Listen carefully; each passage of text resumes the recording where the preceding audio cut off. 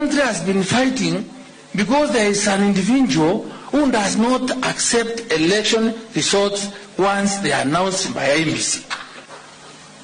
Thank you very much, Senator. As I mentioned a little earlier on, that as a church, we try to minister to people from different political parties without creating any sense of animosity.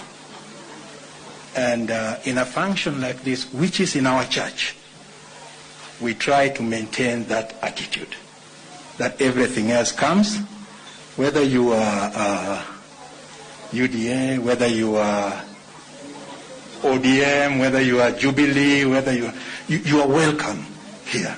And you need to feel comfortable here that no one is alienating you, and no one is actually saying some things that are negative that would ostracize anyone.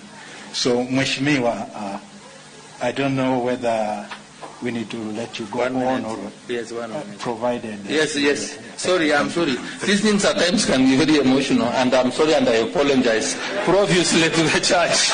Yeah, but please understand me.